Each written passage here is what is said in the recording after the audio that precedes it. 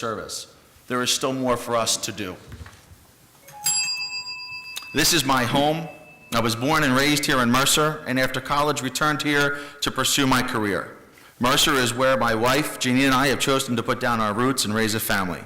Our futures and the futures of our children, AJ and Emma, are here in Mercer, and I plan to work hard to continue to produce fiscally responsible budgets that maintain our infrastructure, secure our safety, and enhance the quality of life for all of our families. Thank you for your time this morning. Thank you, Mr. Semino. Ms. Kirpalani. Good morning, all.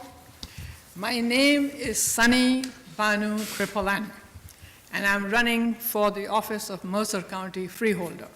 I live in Hamilton. My goal is to implement a balanced and fiscally responsible budget that ensures expenses do not exceed our revenues and that every expense is reevaluated, transparent, and helps to provide required public benefit. In today's slow economy environment, raising taxes to justify increased spending is certainly not the right way and approach. It hurts middle and low-income families. Mercer County needs to limit expenses to revenues. To reduce expenses, Mercer County needs to cut waste and excessive spending. Such reckless actions in the past have negatively impacted several townships like Princeton, West Windsor, and Hamilton. This trend needs to stop. Mercer County needs fiscal management. Our budget process must be linked with inflation factor. These are nationally accepted norms for budget management and good government. 2014 budget exceeded 6% of last year's budget, much more than the federal inflation factor, which hovers around 1.75 or 2%. Had Mercer County maintained the inflation rate at 2%, we would have increased our budget by $6 million and not $18 million as it stands today. This clearly indicates that the local county government lacks fiscal discipline. Mercer County budget online is difficult to understand. Every major line item requires OPRA requests, which are costly and time-consuming. This is not public service.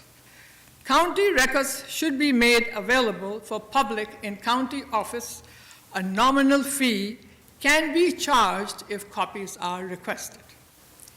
There are a few facilities in Mercer County which have been shut down or closed, like the Ewing Youth Detention Center. Taxpayers are still paying for the maintenance of that facility. Has Mercer County decided to lease it or dispose it of? Taxpayers need to be informed. Another item which caught my eye on the budget was 70,000 overtime hours.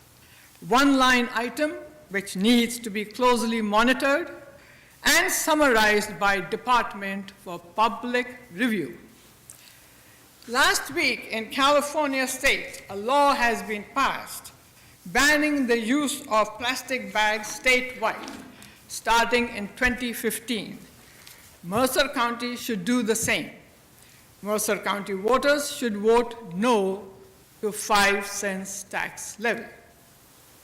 For much too long, our entire county government, including the county executive, board of freeholders, and related administrative machinery, have been 100% controlled by one party. This kind of situation gives rise to self-gratification, laxness, unwillingness to change with the economic times and conditions. I have lived in the United States for 30 years and worked in the United States for that period of time. With my strong accounting and finance background and having worked in reputable American corporations as well as international corporations in professional positions for over 30 years, as I stated, I will bring to Mercer County a different voice, a new perspective, and diversity.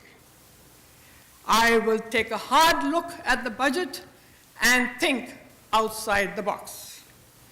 I will recommend ways to reach out to township mayors, their council, local businesses to create an environment that promotes business, creates jobs, and provides incentive for local partnerships. Public feedback and participations will be encouraged. Public views will be kept in mind when making tough decisions.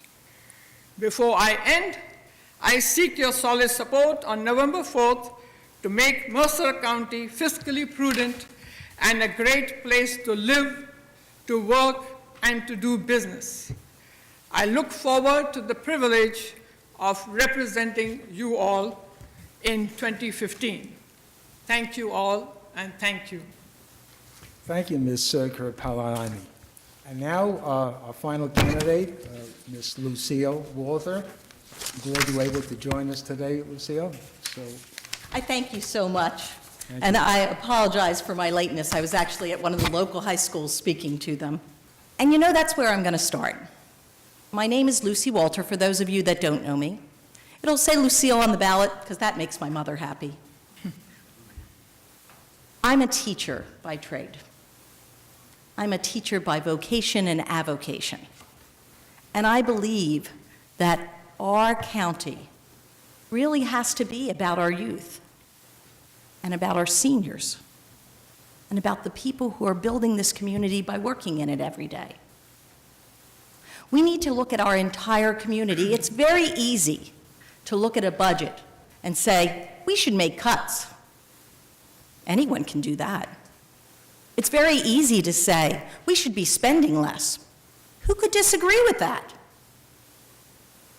But then you get to the details and the hard facts. And you say, you've spent money on overtime. Well, when there's a crisis in our community and our sheriff's officers have to go out to help, we're going to run up overtime. When we have a need in our community and we send our employees out to do the jobs that you want them to do, you're going to have overtime. Does that mean that we want that? No. But do we need it to make our community run right? Sometimes. And I would invite any of you. We have, on average, 20 open meetings on our budget. Most of the time, the only people in the room are the freeholders. And we go line by line through that budget. We look at every single expenditure. We discuss them all in open session. And anyone's welcome. But it's very rare that anybody comes. That's disappointing to me as a freeholder, because I stand behind the decisions I make. I'm proud of our parks and our open space. I'm proud of our vocational schools and our special service schools. I'm proud of our community college. We have people who move to this area specifically because what the quality of life we have to offer here in Mercer County. And John Cimino, my running mate, spoke about the facts of economic development. Businesses don't come to places that are fiscally mismanaged. Businesses don't come to places where it appears that the government is unstable or wasting money. No business would do that. They can make a decision to come anywhere in this country, and they come to Mercer County. We are a center for pharmaceuticals. We are building corporate headquarters from around the country are coming and moving here. We have an educated work staff. We have schools that provide trained employees. Whether you're at Princeton, Thomas Edison, whether you're at the community college or Rider or TCNJ, they market our area. The Ironman competition can come anywhere they want, but they came to Mercer County. They came to Mercer County because they believed this was a place that could support their effort. And you know what? We were glad to have them because we get to show it off a little. Each time a person comes through the airport at Mercer County, we hope that they'll spend some time visiting our county. We need to build a county that is welcoming to all, and I think we've done that at Mercer County. During the downturn in our economy, we didn't cut the social service programs that people needed. When the state government decided to cut internet services to our libraries, we fought to maintain them. Why? Because when the economy was in a downturn, that was the time that our residents needed to be applying for jobs online. Maybe they couldn't afford that at home. Our trade program, our transportation program here in Mercer County, it's seen incredible cuts. But our Freeholder Board, we've supported it. That's where some of that money goes for funding, because we don't believe seniors should have to stay in their homes after they've contributed so much to our community. We believe they have a right to enjoy all the wonders of our community, even if they stop driving and their families aren't here to take them places. Mercer County is a great community, not only because of our government, but because of all the volunteer organizations we have that work with us, that combine to provide incredible services. So we're looking for those. We're looking for those programs that don't cost taxpayers money. But there are always going to be reasons why government has to fulfill the needs for people in our community, and our process is as transparent as any process in our state. I encourage you all to come out and join us. Help us find solutions for the issues that you have. I hope on November 4th, you'll be able to vote for John Semino, my colleague, and I, Lucy Walter, so we can continue our work on the Freeholder Board. Thank you. Thank you very much, Ms. Walter. I failed to mention that Ms. Walter is running on the Democratic Forum. Yes, thank you. Thank you very much. Please join me in applauding our candidates.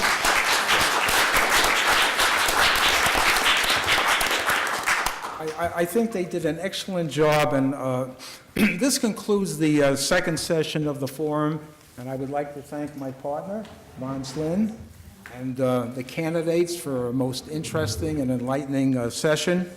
And I hope that those people in attendance here today and those watching these proceedings on TV turn their interest and attention to going to the polls and voting for the candidate of their choice.